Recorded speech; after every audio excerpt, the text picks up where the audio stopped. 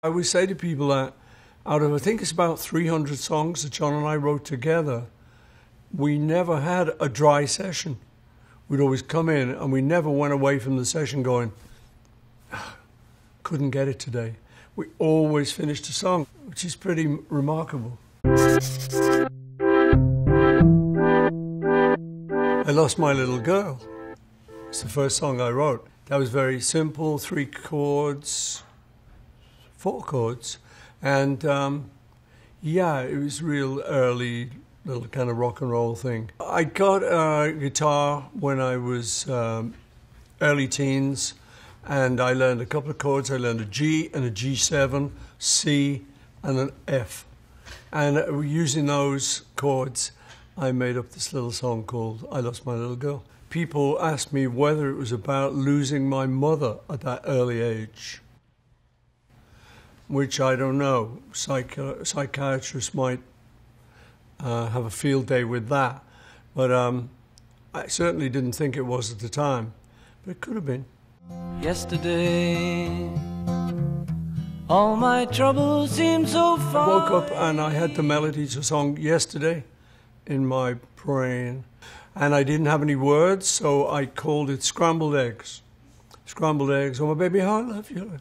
I think the difference between me and a lot of people is they often dream about music, but they don't remember it. But for some reason, this melody just kept going round and round my brain, so I was near a piano, so I kind of remembered it and blocked out some chords. A couple of months later, I put some words to it. Yesterday. 1, 2, 3, 4. When John Lennon and I were getting together, we were kind of showing each other what we'd written, and this was one I said to him, well, I got this idea. And I started off with it, and we finished it together, so it was a very early Lennon-McCartney song.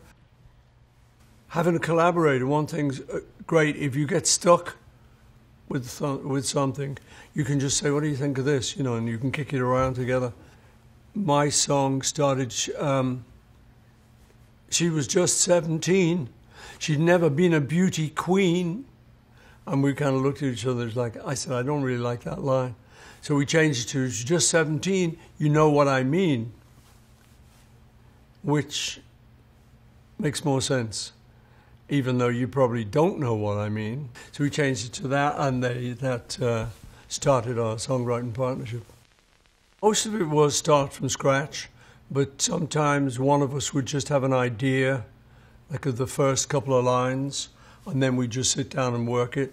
But a lot of it, we just came in and just started talking about what we might want to write about, and then we just sit down.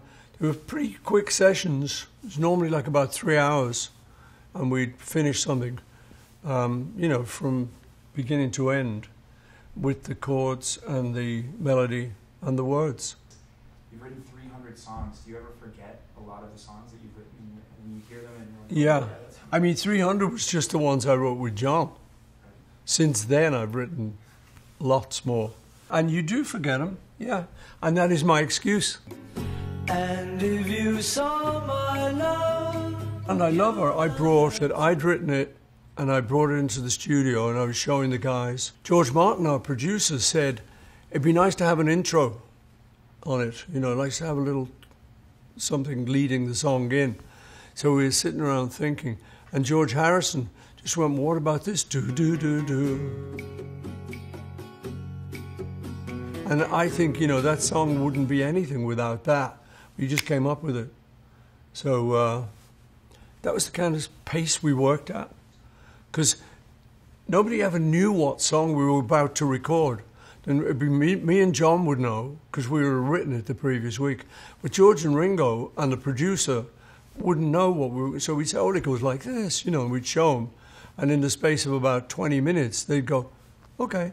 And then we'd just record it. So it was a very fast process. And that was a very cool move. You know, he just made up that riff. And I say, if you think about the song, without that riff, it wouldn't be half as good.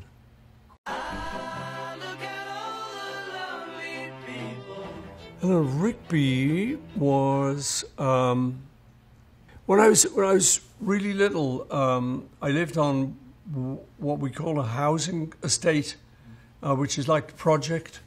There were a lot of old ladies, and I enjoyed sitting around with these older ladies because they had these great stories. In this case, about World War II, you know, and one in particular who I used to kind of just visit, and I'd kind of go shopping for her. You know, she couldn't get out. So anyway, so I remember her. So I had that figure in my mind of a sort of lonely old lady. And over the years, I'd met a couple of others. And I don't know, maybe the loneliness made me sort of empathize with them. But I thought it was a great character.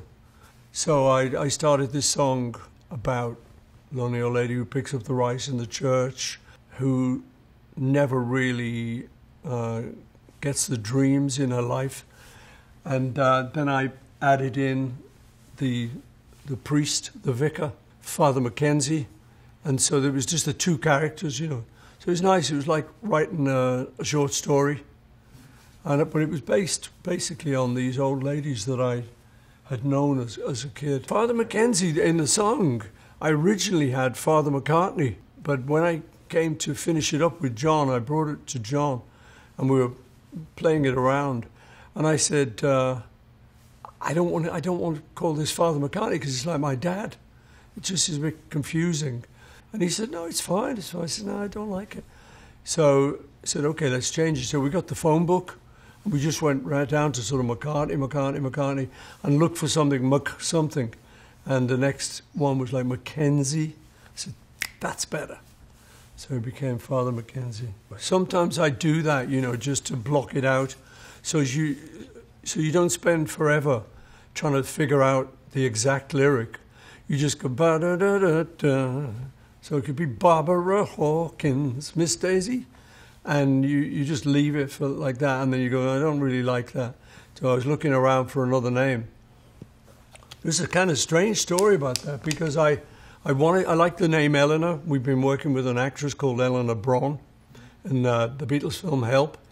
So I like the name Eleanor. I was looking for this Eleanor Papa to make the rhythm. So I was looking for this nice surname, and I happened to be in Bristol, and I saw a shop that said Rigby. So I thought, oh, great, Eleanor Rigby. So now I had the name of my main character. But then years later, somebody else is researching this, and they said, you know, in that village where John used to live, there's a graveyard in the church, and there is a gravestone there to an Eleanor Rigby. So I said, did I subconsciously know that name?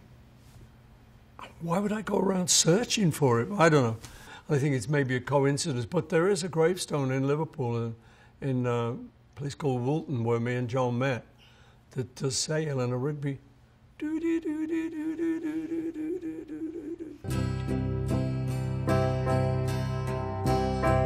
Day in the Life was a song that John had started, and he kind of had the first verse. And this often happened. One of us would have a little bit of an idea, and instead of sitting down and sweating it, we'd just bring it to the other one and kind of finish it together, because you could ping pong.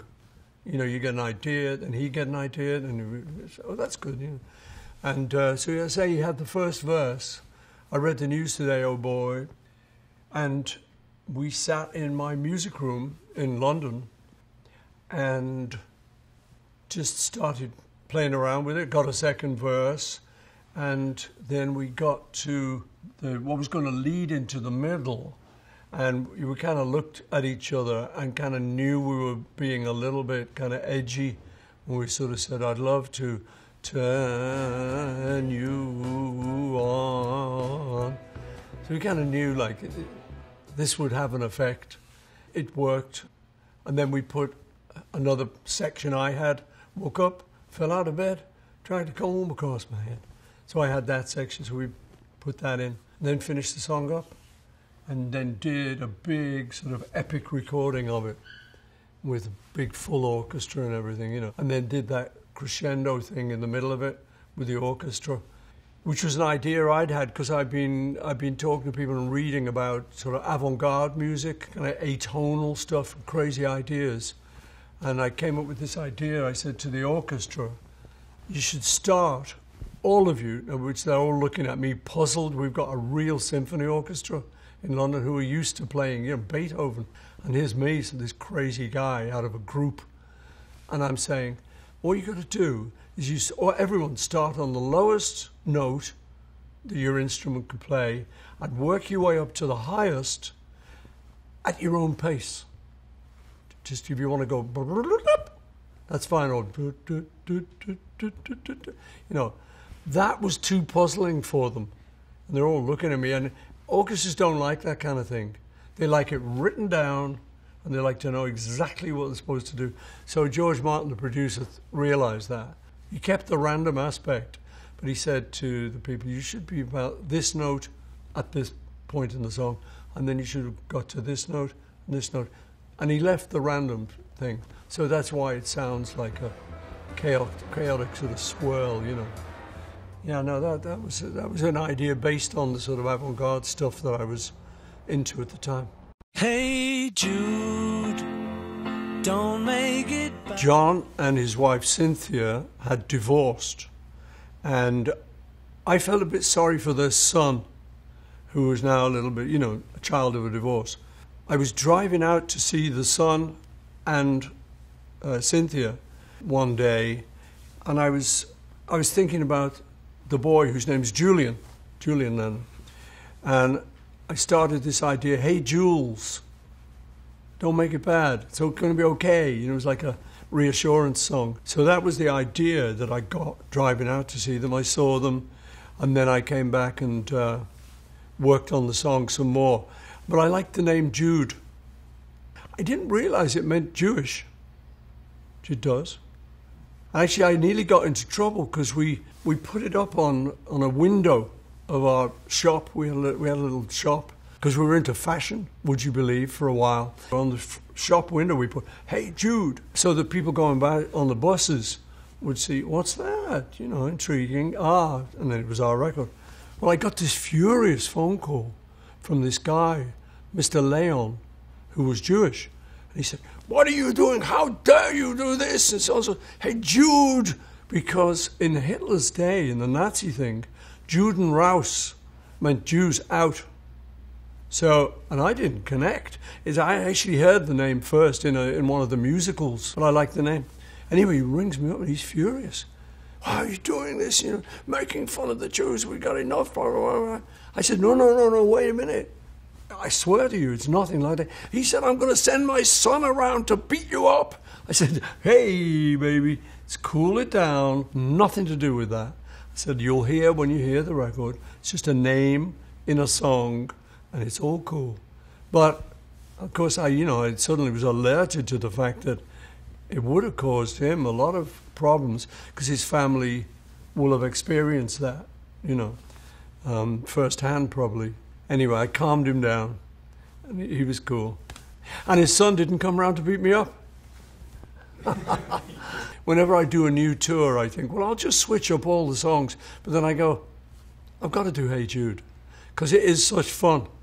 And it's great handing that over to the audience, And you know what? The greatest thing is you feel this sense of community.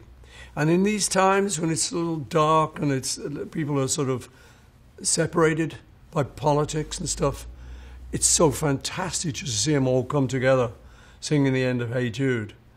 So I'm very happy about that. So I keep it in the show.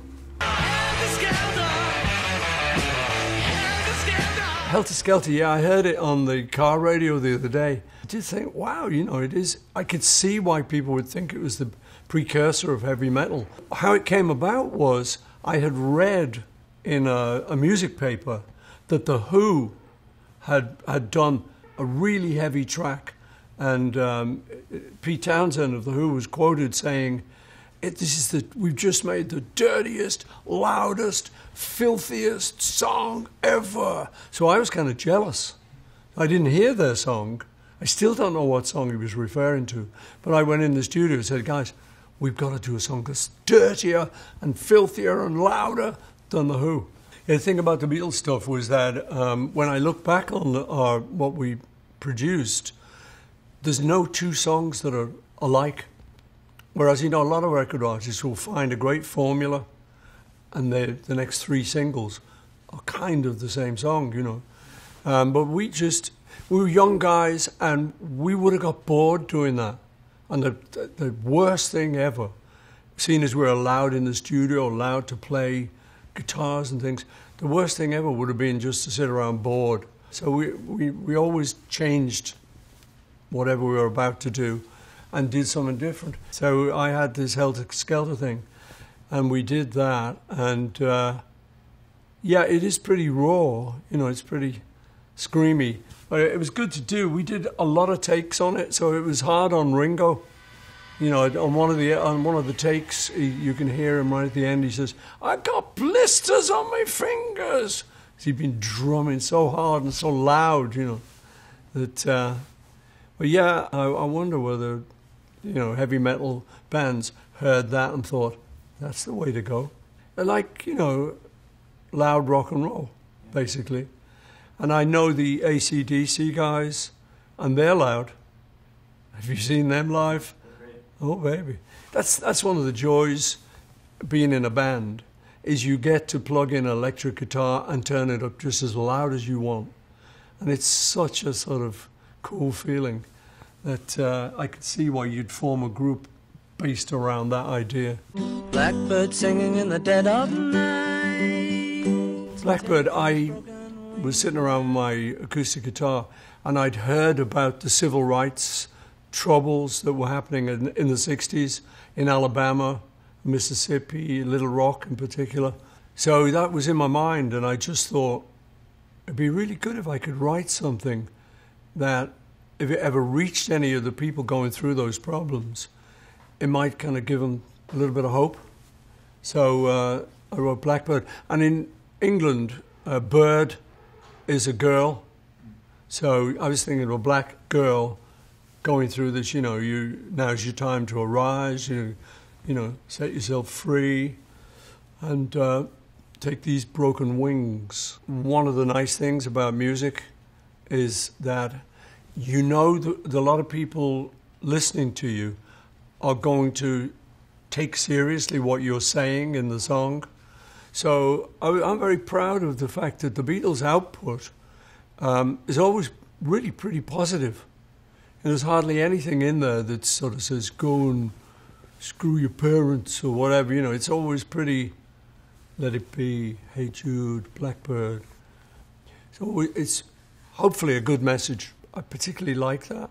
And sometimes when I'm writing songs, I will think there's people out there who are going through some problems. And hopefully people out there will listen to it and think, "Oh yeah, it's not just me alone going through this. This is something, and also something I can fix." Let it be, let it be. That was another Dream song, actually. I'd been overdoing it. It was the 60s, and we were just getting crazed and stuff a lot of the time. And so I went to bed and wasn't feeling too great inside in myself. And in the dream, my mother came to me in the dream, and she died maybe 10 years previously. And so when someone who you've lost comes back to you in a dream, it's a miraculous moment, because you're with them. And your mind doesn't say, "Wait a minute, you shouldn't be here." You're just with them. And so it was really nice, because there's my mom, and "Oh, Mom," very emotional. And she seemed to realize, this is all going on in my mind, of course, but, forget that. She seemed to realize that I was going through struggles. And she said, "It's going to be okay. It's all really going to be okay." And she said, just let it be. I went, and felt great, and woke up and thought, "What was that? What?" And I remembered the dream and thought, "What did she say?" Let it be. And then I sat down at the piano and wrote the song. It had a lot of emotion because of who'd said it and my situation. So that kind of translated to the record. And I think that's why a lot of people like it. They feel somehow that kind of magic comes through. Why the piano? Why not a guitar? I don't know. You know, just sometimes you just sit down at a piano, and sometimes there isn't a piano, so you play the guitar. It's not like a formula. It's just what you fancy at the time. And that particular song, there was a piano in my room, so I just sort of wrote it on the piano. And it still is a piano song when I do it live. It's a piano song. Those times after the 60s were pretty high. And, you know, a lot of people were getting high. So to me, it's just like a fantasy song. So it's, hey, girl, come on, let's get high. And now I must admit, it can get a little bit embarrassing because I've got grandkids. And here's me going, yes, everybody get high. So when we do it live, I kind of go, let's get high on life. A little bit of a disclaimer there, you know. But at the time, it was just about the times and multicolored band. And it's very much a period piece, but it goes down well. And one of my guys sort of rang me up and said, hey, you know, we've got a problem. What? Oh, the BBC have just banned Hi Hi, they won't play it. Why not? Well, it's drug related, and they're pretty straight-laced, you know. One of my 2 banned records. I can see why. And if I said After John died, there'd been a lot of talk about who did what and who liked who, and did the Beatles argue, and I was almost buying into this idea that me and John were sort of fighting all the time. But I just remembered it wasn't true. So I wrote this song about, you know, if you were here, you might say this or that, but I know better. I remember well some of the things we did. Yeah, it was really for me thinking about John and just thinking, you know what, we had a great relationship. And like any family, there's always arguments, there's always disputes, but in the end, you know, we loved each other. And I wanted to make a song where I actually said I love you to John. And so that was that song. Again, it's quite emotional, you know, because it came from a real feeling about him, and wanting to correct the record kind of in my mind as much as in anyone else's mind. And there are some photos from that period which are really beautiful. And there's just him and me working, and you can see we loved each other. So, but you know, once all these rumors go about, you almost buy into them yourself. Anyway, so that song kind of helped me set the record straight. I was in a songwriting mood, and it was up in Scotland. I just thought, okay, I've just got to go somewhere and try and write a song. And we happened to have a little pony that was called Jet on the farm. I was on a farm in Scotland. And I actually took my guitar and hiked up this great big hill. I just kind of found myself a place which is in the middle of nature, and just sat there and just started making up a song, you know. It's not one of those songs that even when I sing it now, I don't kind of know where all the words came from. I know where Jet came from, and I like the name. The words are probably about me and my father-in-law, you know, early days of getting married, and when your father-in-law is kind of a nuisance, and you kind of, hey, so he's probably the major in it. But, you know, it's only a song, so you kind of work your things out. That one was written halfway up a mountain in Scotland, then recorded in Nigeria, yeah. I was wondering where to record, and I fancied getting out of England. So I asked my record label, which is EMI, to supply me with a list of all the studios they had around the world. I knew they had a lot. And one was in China, one was in Rio de Janeiro, and one was in Lagos, Nigeria. So I went, yeah, Lagos, come on. Because I like African music a lot. I love the rhythms of African music. And so I chose that, not realizing that it would be a really basic little studio. And we kind of built half the studio. They didn't have a vocal booth. You know, you go in a booth to isolate your voice. They didn't have one. So we had to explain to them, you take some wood and you do this and you get some glass and you put it in like that. So we built the vocal booths. But it was kind of nice. I liked the primitive aspect of it. And being in Africa was pretty interesting experience. If you've got 3 hours, I'll tell you about it. I Don't Know is the one that opens the album, and it's much more angst-ridden. But again, you know, you sit down to write a song and you think, oh, I'm not going to write anything that's like too sad or desperate. People are going to think I'm desperate. But you go, no, people like that. I like that. So I'm going to write something. You can often take a moment you remember where you had, like, let's say, an argument, and you think of that situation and you work it out in the song. So just by saying the opening lines, I've got crows up my window, dogs at my door, I don't think I can take any more, that makes you feel better. And you suddenly, oh, it's a song. And you're crafting it into a vehicle that kind of puts all those thoughts in there, all your kind of troubles and woes. So you kind of work your things out. And songs, one of the great things about writing songs, it's almost like a therapy. You can go in kind of angry or sad, and you put all of that in the song, and it kind of makes the song better because it's real feelings in it. And when you finish the song, you feel a lot better.